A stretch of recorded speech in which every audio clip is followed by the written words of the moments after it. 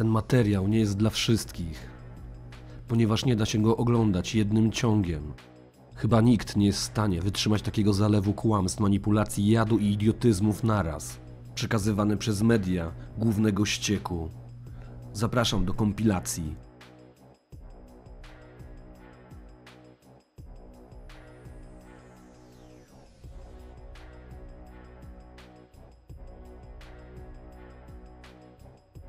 The Premier clamping down on the stubborn Delta outbreak with what she's calling a no-regrets policy. And this is why. From a record 82,000 tests, the state today recorded 111 cases and tragically the third COVID death in this outbreak, a man aged in his 80s from the city's southeast. Across Greater Sydney, retail shops will now close. A small list of essential stores can remain open. Construction sites across the city shut down. And from midnight tonight, 110 suburbs across Liverpool, Fairfield and Canterbury Bankstown will be sealed shut. That's 900,000 residents who can't leave their area, even for work. Let's now go to Lauren Tomasi at Fairfield. And Lauren, this means as many as 500,000 construction workers right across Sydney will be out of a job when the new restrictions hit.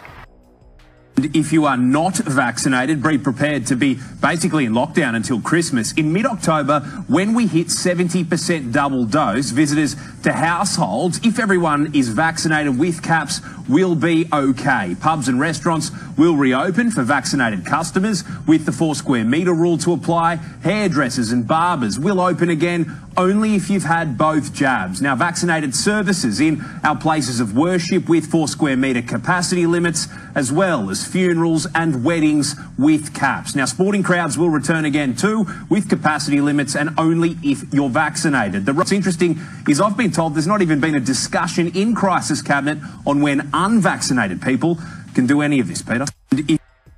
There's little sympathy for anyone ignoring the health orders, even this group of teenagers caught partying after dark at the bottom of the North Bondi Cliffs.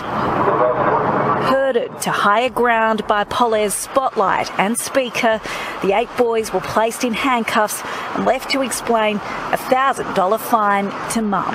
681 penalty infringement notices issued in the last 24 hours. More than 400 of those notices were again for people being outside of their home without a reasonable excuse.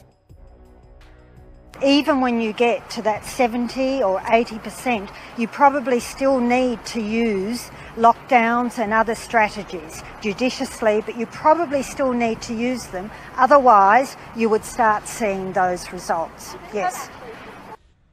The trial to have returning South Australians from interstate and overseas conduct their quarantine at home is tonight underway. Mike Lorrigan's here with the details. Now, Mike, the first person is already being monitored. Brenton, this person is fully vaccinated. They have arrived from interstate and they are the first of up to 50 people to take part in this pilot program. It is the first in the country in this pandemic.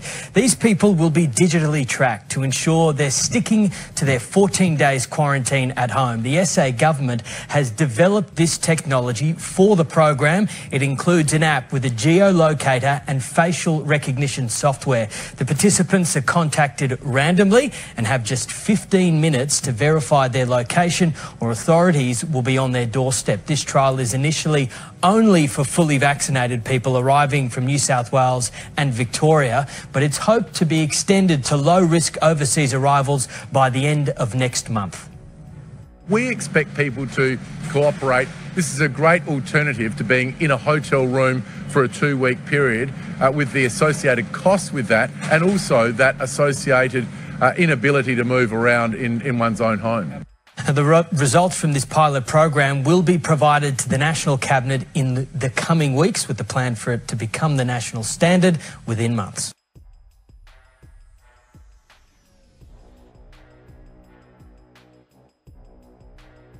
I'd also say this, the other area of danger is the place that we would normally consider to be the safest place on earth, our homes. You've already heard today that or a number of the people who've actually now got the virus, got it in a home situation. And we'll hear more detail about that in due course. But it is both a safe place and a dangerous place. We must treat this new world order this new world of COVID. We must treat this new world of COVID, even in our own homes, with a high level of care and caution.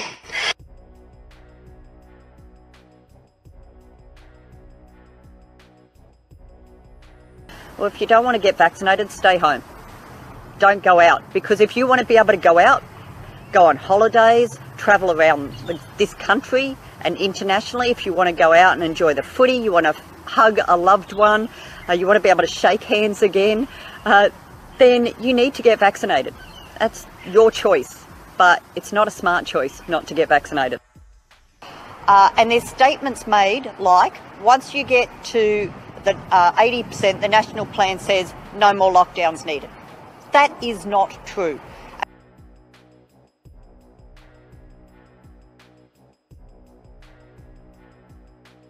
%80 double dose means we can be freer than what we are today, no doubt about it. But does it mean we forget QR codes? Absolutely not. So we are working on a plan now as to what life will look like at 80%, and it does depend on the case numbers at the time as well. It has to be backed up with stronger compliance through the police force, stronger efforts for all of us. If you know that extended family members or friends are doing the wrong thing, call them out. And pleasingly, as Deputy Commissioner Willing reminds us, as Deputy Commissioner Warboys has, thousands and thousands of people are ringing Crime Stoppers every day and giving police great leads. Keep that up. In relation to yesterday's protest, can I say how absolutely disgusted I was? It broke my heart. Millions and millions of people across our state are doing the right thing, and it just broke my heart that people had such a disregard for their fellow citizens. I just ask everybody to think about that. Each of those people who protested illegally, I'm sure, have loved ones. They're going to go home and risk passing that virus on to their most closest people to them. So thank you to all of you doing the right thing, and to those of you that aren't, you should be ashamed of yourselves.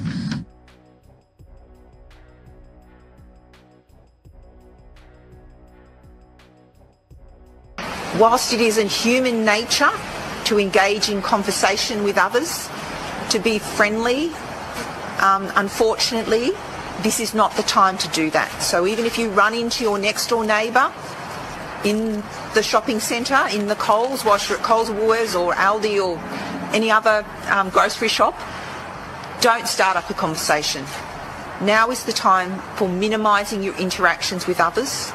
Even if you've got a mask, do not think that affords total protection. We want to be absolutely sure that as we go about our daily lives, we do not come into contact with anyone else that would pose a risk.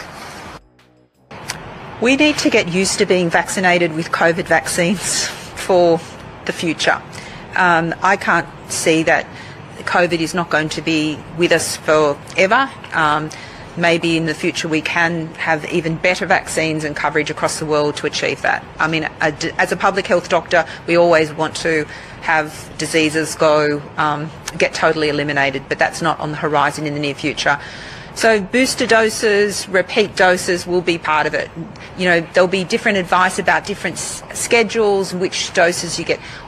But at the moment, our priority has to be getting first and second doses into people, and there will be recommendations about booster doses in the future. And I can assure you that the Commonwealth Government has purchased large quantities of vaccine into 2022, and this will be a regular cycle of vaccination and revaccination as we learn more about when immunity wanes. At what point does the pandemic end and COVID-19 becomes endemic? I think that's the reality that most of the world has been confronting. What we're really pleased to say is we've got great vaccines. And I think I've indicated before that, you know, we will be getting vaccinated regularly. There will be new strains that emerge potentially, and we'll have boosters, a bit like seasonal flu. So every year in seasonal flu, they try and predict which strains are the predominating strains, and we have a vaccine. What's really useful is some of the technology. We've made vaccines quicker than we've ever made them before, and so some of the mRNA technology gives us hope that we'll be able to rapidly accommodate to any changes in the virus. But that's where we're going to be, and the key message is we need to get that second dose protection. So Whilst I'm very pleased we are at 70% first dose, as you know, I've previously said I want to see the sky as a limit. I think Australia can be the most vaccinated country in the world because we believe in science and we believe in vaccines. But what I also need to do is get that second dose into people because 2 doses protects. We will be looking at what contact tracing looks like in the New World Order. And yes, it will be pubs and clubs and other things if we have a positive case there. Our response may be different if we know that people are fully vaccinated. But obviously we urge people to be vaccinated, but a key message also is just because you're vaccinated, you can still get infected and be infectious.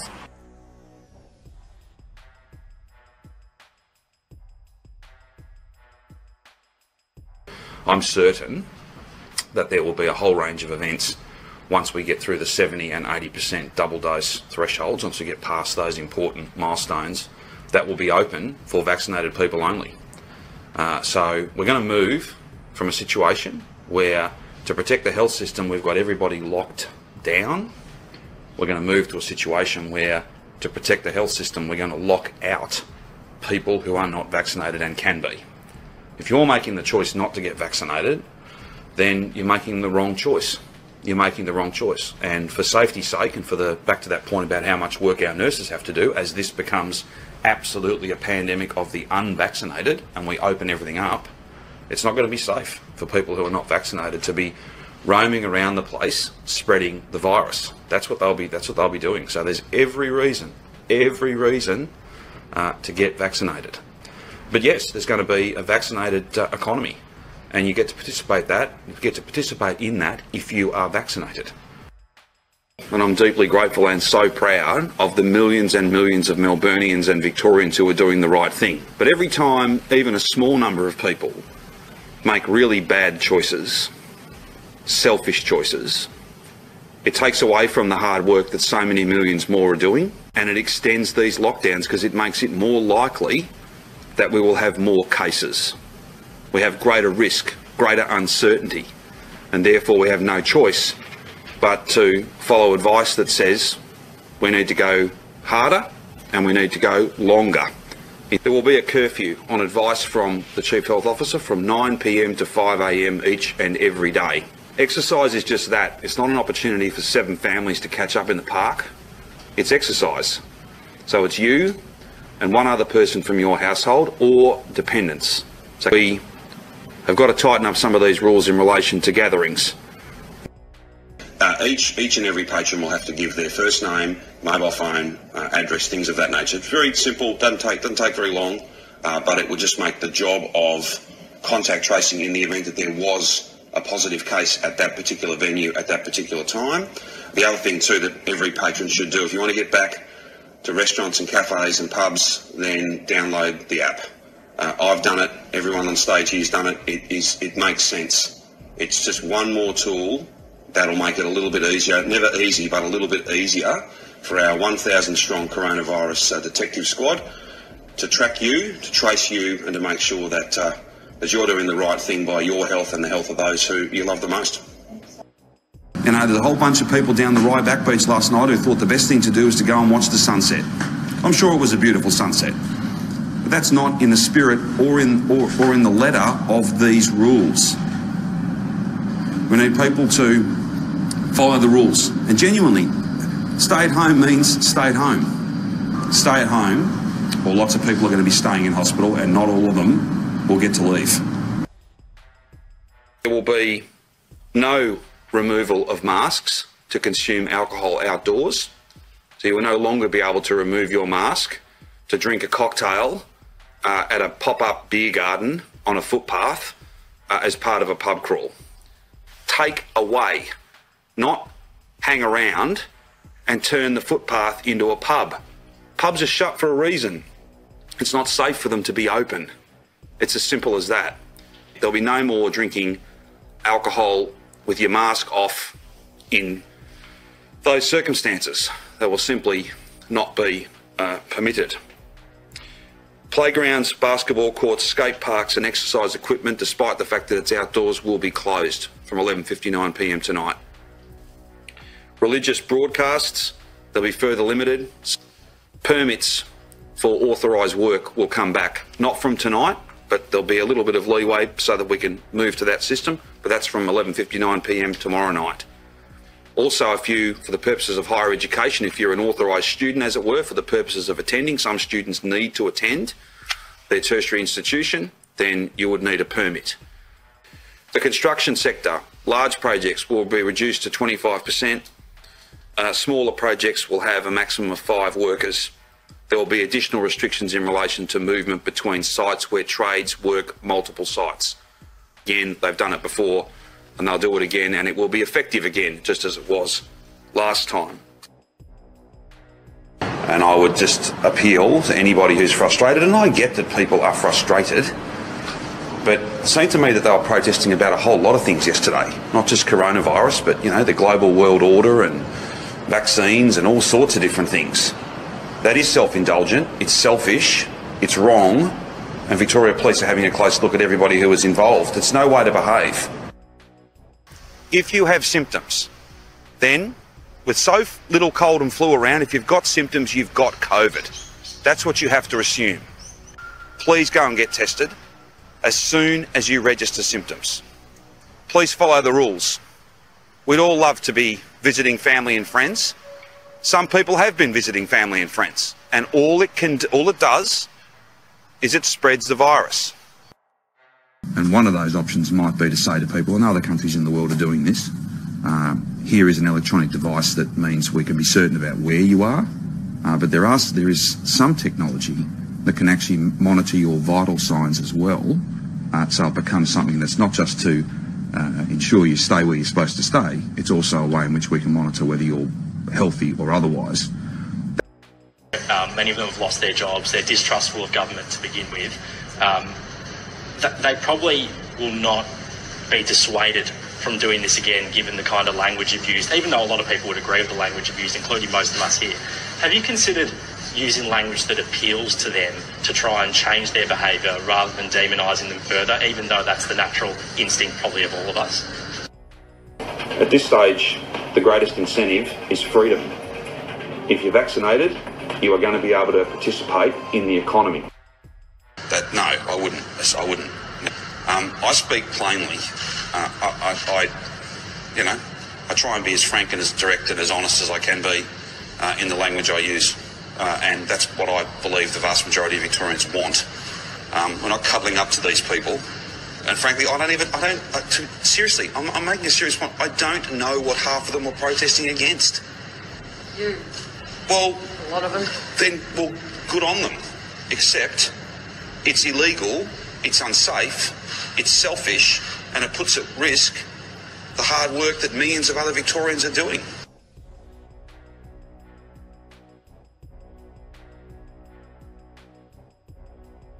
There is still too many people going from house to house, still too many people wanting to game the system, still too many people who want to organise and call for mass protests against the health orders which are putting lives in danger. So that's my focus at the moment. But would you have any hesitation to go harder? If that's what the Commissioner suggests to the Premier, well then I'll back him every step of the way. You'd be happy with a curfew? Again, if that's what the Commissioner would recommend to the Premier, I would back him every step of the way. But what we've got to do is, as I said, last week we wanted to make sure that the options that have been put before us by the public health orders are complied with, and that's our focus. How do you stop people from gathering in households, though? I mean, how do you do that? Well, that's why I made myself the most unpopular man in Australia last week when I said everybody should snitch on their neighbour if they see their Are you finding that people are doing that? Ignoring the laws. Yeah, because we're literally getting thousands of people calling Crime Stoppers. I think there was one day there was 1,500 calls to Crime Stoppers, and they've been very, very good. Because I don't want people to think that it's dobbing. I want people to think that it's guaranteeing freedom earlier than we expected. Yeah. But as Police Minister, I mean, you've got a pretty important task at the moment. Many would argue it is the most important task at the moment, to crack down on people who are breaking the law, who are flouting the rules. Well, that's right. So enforcement comes from that committee. Enforcement comes from the orders that I receive from the Health Minister and the Chief Medical Officer. And me being in there or not, it's not going to change those health orders. And those health orders are written by the lawyers on the back of medical advice. So the police just receive the orders and make sure there's compliance, which is why my appeal is, don't blame the cops for these public health orders. They're health orders. They're not police orders. The police are there to make sure that the orders are complied with, and the orders need to be complied with so that we can get out of lockdown. Just finally, also, you did mention the protest that some are planning for this weekend. Are you expecting that to go ahead, and just your message for that? I make no apology for erring on the side of caution. The police commissioner has told me that we're well prepared for any disorder that might occur, any people deliberately disobeying the laws, and if that happens, well, they'll be meeting 1,500 cops, and they should bring their chequebook, because we'll be happy to give them those increased fines.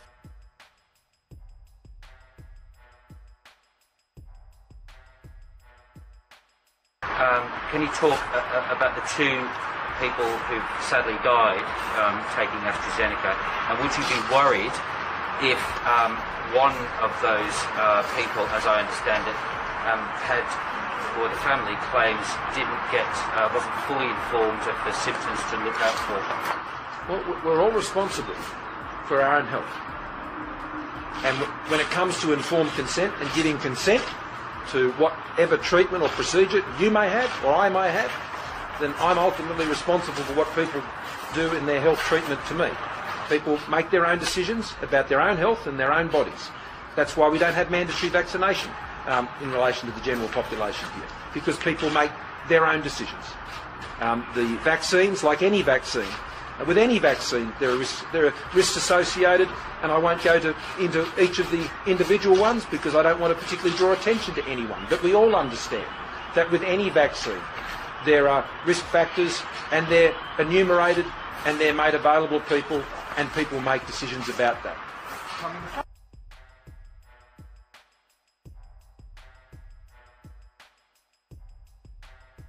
We will share with you the most up-to-date information daily. You can trust us as a source of that information. You can also trust the Director General of Health and the Ministry of Health. For that information, do feel free to visit at any time to clarify any rumour you may hear. covid19.govt.nz. Otherwise, dismiss anything else. We will continue to be your single source of truth. We will provide information frequently. And when you see those messages, remember that unless you hear it from us, it is not the truth. And I really ask people, just visit covid19.govt.nz. It has all of the up-to-date information, and we will continue to provide everything you need to know. But we ask people to stay 2 metres away from anyone you pass. Stay local and do not congregate. Don't talk to your neighbours.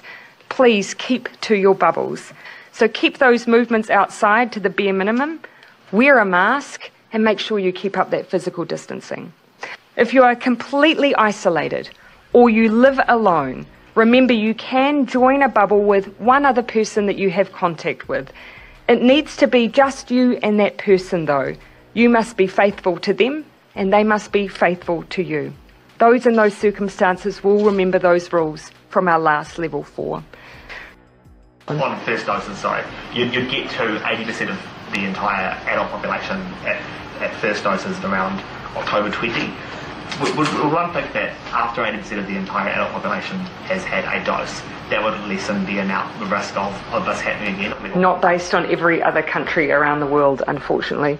Even those countries with some of the highest rates in the world have Delta outbreaks. And the thing that I would say is that does not mean that there is an issue with the effectiveness of vaccine. Not at all. You know, what we are seeing is a significant reduction in hospitalisation and severe illness. So the vaccine is doing what it's meant to do.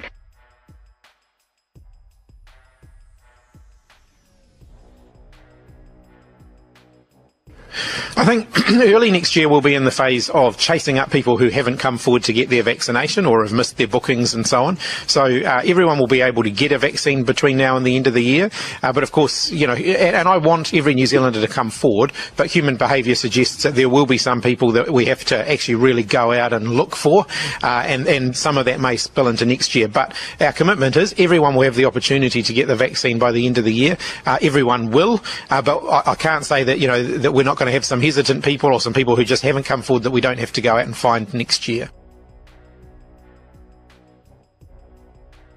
Przypominamy, że na naszym kanale nie ma płatnych reklam i jeżeli uważasz, że robimy coś wartościowego, to możesz wesprzeć naszą pracę poprzez datek dowolnej wartości. Możesz też nas wspomóc, odwiedzając sklep partnerski Illuminati Wear, który oferuje odzież, literaturę dla wszystkich przebudzonych. Jest to świetna forma wyjścia z przekazem poza internet. Linki znajdziesz pod filmem. Pozdrawiamy, Illuminati Team. Dodaj łapkę w górę i subskrybuj nasz kanał. Pozdrawiamy, Illuminati Team.